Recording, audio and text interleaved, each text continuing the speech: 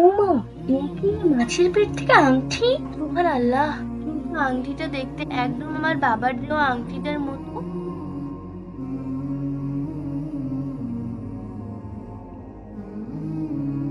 তারপর আয়েশার বাবা আংটিটা নদীতে যে ফেলে দিয়ে আসলো।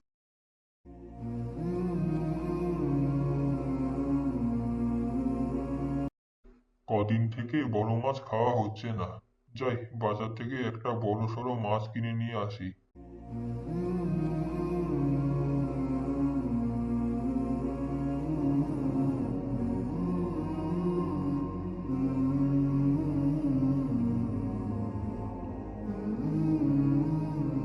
এই যে ভাইয়া, একটা বড় দেখে মাছ দেন তো।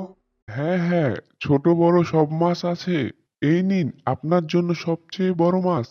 বেশ বেশ, তাহলে এইটাই দাও। হা হা হা, কতদিন ধরে বড় মাছ খাই না। আজকে বেশ জমিয়ে খাবো।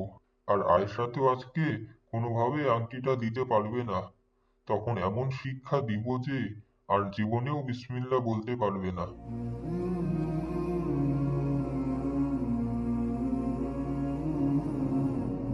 আয়শা, কোথায় গেলি রে? এই দেখ, বাজার থেকে তোর জন্য কত বড় মাছটা নিয়ে এসেছি।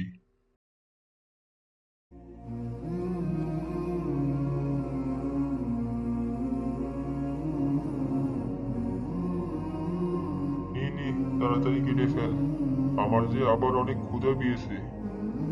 আচ্ছা ঠিক আছে বাবা।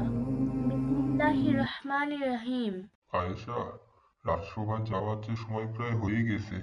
আংটিটা নিয়ে আয় দেখি। জি, আনছি বাবা।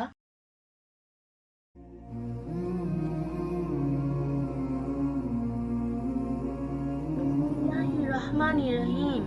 এ কি রে, আংটিটা তুই কোথায় পেলি? আমি তো আংটিটা নদীতে ফেলে দিয়েছিলাম।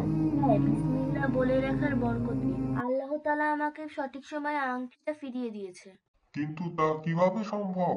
আমি আংটিটা এই মাছের পেট থেকে পেয়েছি। ওমা, এ কি মাছের পেট থেকে আংটি! সুবহানাল্লাহ!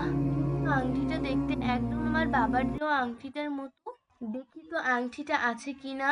ইন্নালিল্লাহ, আংটিটা তো দেখছি নেই। বাবা চাইলে কি জবাব দিতাম। যাই হোক, আল্লাহ তাআলা আমাকে রক্ষা করেছেন। আলহামদুলিল্লাহ, আমি বরং আংটিটা জায়গা মতো রেখে দিই। হয়তো সেই নদীতে ফেলার পর এই মাছটি আংটিটা গিলে ফেলেছিল, আর আপনি এটিকে বাজার থেকে কিনে আনছেন। তুই আমাকে ক্ষমা করে দে মা। আসলে মহারাজ আমাকে কোনো আংটি উপহার দেয়নি।